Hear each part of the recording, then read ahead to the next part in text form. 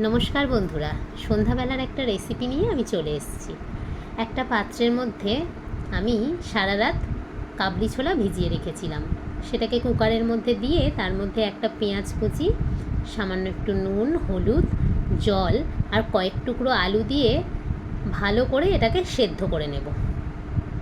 4টে city দিয়েছি। এবার একটা পাত্রের মধ্যে তেঁতুল নিয়েছি, পাকা তেঁতুল। তো দেখো, এই তেঁতুলটাকে আমি গরম জলের মধ্যে কিছুক্ষণ ভিজিয়ে রাখবো। এবার একটা পাত্রের মধ্যে গোটা শুকনো লঙ্কা আর গোটা জিরে ভালো করে ভেজে একটা গুঁড়ো মশলা বানিয়ে নেব। বেশি গুঁড়ো করব না, মিহি করব না। দেখো, বানিয়ে নিয়েছি মশলাটা। এবার মশলা ঢেলে রেখে ওই পাত্রের মধ্যেই একটা চাটনি বানাবো। এর মধ্যে দিয়ে দিলাম সামান্য একটু ধনে পাতা, 4টে কাঁচা লঙ্কা আর অল্প একটু আদা কুচি। এটার একটা মিহি পেস্ট বানিয়ে একটা পাত্রের মধ্যে ঢেলে নেব। তারপর এর মধ্যে সামান্য একটু বিট নুন আর লেবুর রস মিশিয়ে নিলেই তৈরি হয়ে যাবে ধনে পাতার চাটনি। দেখো, চাটনিটা রেডি হয়ে গেছে। এবার আমি ভিজিয়ে রাখা তেঁতুলটা ভালো করে ছেঁকে নিয়ে এর মধ্যে চিনি মিশিয়ে গ্যাসে ফুটতে বসালাম। ভালো করে যখন ফুটে যাবে, চিনিটা গলে যাবে, তখন এর মধ্যে সামান্য একটু বিট নুন আর অল্প একটু শুকনো লঙ্কার গুঁড়ো দিয়ে ভালো করে চাটনিটাকে ফুটিয়ে গাঢ় করে নেব। আমি এখানে চিনি ব্যবহার করেছি, তোমরা চাইলে গুড় ব্যবহার করতে পারো। গুড় দিলে কিন্তু চাটনিটা আরও বেশি টেস্টি হয়।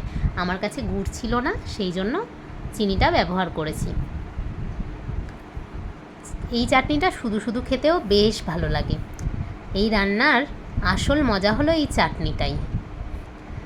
যাই হোক, চাটনিটা ঘন হয়ে গেলে আমি চাটনিটাকে একটা পাত্রের মধ্যে ঢেলে নেব। দেখো, চাটনি প্রায় ঘন হয়ে অনেকটা কমে গেছে। এবার আমি এটাকে নেড়ে চেড়ে ভালো করে একটা পাত্রের মধ্যে ঢেলে নিচ্ছি।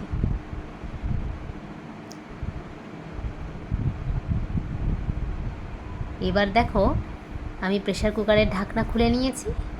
এবার আমি ছোলাগুলোকে একটু ভালো করে ঘেটে নিলাম। ছোলার তরকারিটা বানানোর জন্য আমি একটা মিক্সিং জারের মধ্যে একটা টমেটো কুচিয়ে নিয়েছি আর নিয়ে নেব অল্প একটু আদা। এটার একটা পেস্ট বানিয়ে নেব।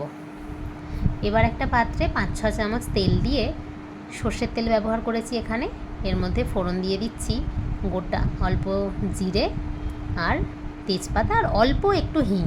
তারপর যে পেস্টটা বানিয়েছিলাম সেটা দিয়ে ভালো করে ভেজে এর মধ্যে দিয়ে দিচ্ছি ধনের গুঁড়ো, জিরের গুঁড়ো, শুকনো লঙ্কার গুঁড়ো দিয়ে ভালো করে মশলাটাকে কষিয়ে নেব। মশলা যদি ভালো করে কষানো না হয় তাহলে কিন্তু কাঁচা গন্ধ থেকে যায়, রান্নায় কোনো মজা লাগে না, কোনো টেস্টও আসে না।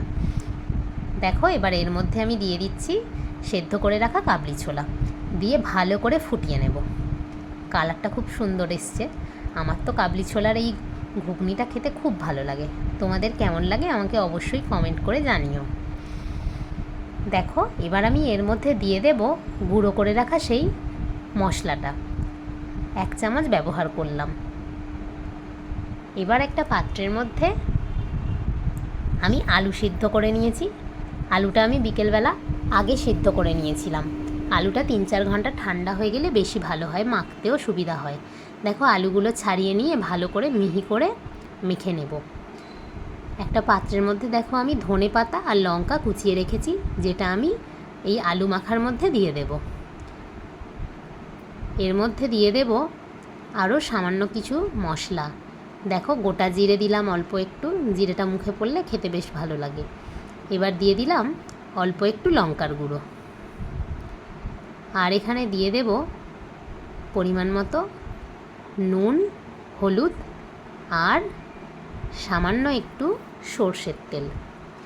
আমি কিন্তু এই রান্নাটায় বেশিরভাগ সময়ই বিট নুন ব্যবহার করেছি, যেহেতু একটা মুখরোচক চাট, তাই বিট নুন দিলে বেশি ভালো লাগে। এবার দিয়ে দিচ্ছি চালের গুঁড়ো। সর্ষের তেলটা দিলে ফ্লেভারটা খুব সুন্দর হয়, গন্ধটা খুব ভালো আসে। টিকির গন্ধ, মানে আলু টিকি যেটা বানাবো সেটার গন্ধটা খুব ভালো হয়। দেখো, এবার আমি ভালো করে চালের গুঁড়োটা আলুর সাথে মিশিয়ে নেব, মশলাগুলোও মিশিয়ে নেব। এবার একটা তাওয়া গরম করে তার মধ্যে আমি আলুগুলো সুন্দর শেপ দিয়ে অল্প একটু তেল দিয়ে ভেজে নেব।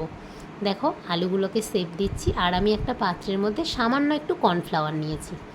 এবার তাওয়াটা গরম হয়ে গেছে, এর মধ্যে অল্প একটু সাদা তেল দিয়ে দিলাম। তেলটা গরম হয়ে গেলে আলুর টিক্কিগুলো দিয়ে দেব। দেখো এইভাবে হাতের সাহায্যে সুন্দর করে যেমন খুশি শেপ দিতে পারো। আমি তোমাদেরকে প্রথমে 4টে ভালো করে ভেজে দেখাচ্ছি। দেখো উল্টে পাল্টে আগে এই গোল অবস্থাতেই ভেজে নেব, তারপর খুন্তির সাহায্যে এগুলোকে একটু চ্যাপ্টা করে দেব। তাহলে ফ্রাইটা খুব ভালো হবে আর মুচমুচে হবে। যত মুচমুচে হবে তত খেতে বেশি ভালো লাগে।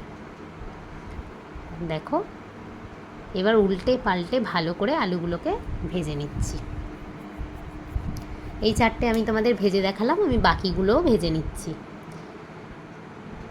ভাজা প্রায় হয়ে গেছে, তো আমি যে 4টে ভাজা হয়ে গেছে সেটা দিয়েই তোমাদেরকে 4টা বানিয়ে দেখাই। দেখো প্রথমেই আমি কাবলি ছোলার তরকারি দিয়ে দিলাম, উপর থেকে দিয়ে দিলাম 2টো আলুর টিক্কি। এবার এর মধ্যে একটা বাটিতে আমি সামান্য একটু দই চিনি দিয়ে গুলে রেখেছিলাম, সেটা দিয়ে দিলাম। তারপর দিয়ে দিলাম তেঁতুলের চাটনি, তারপর দিয়ে দিলাম ধনে পাতার চাটনি। এবার উপর থেকে অল্প একটু ভুজিয়া ছড়িয়ে দিচ্ছি। আমার সন্ধ্যাবেলার জলখাবার তৈরি হয়ে গেল। তোমরা অবশ্যই বানিও আর আমাকে জানিও তোমাদের কেমন লেগেছে। টাটা।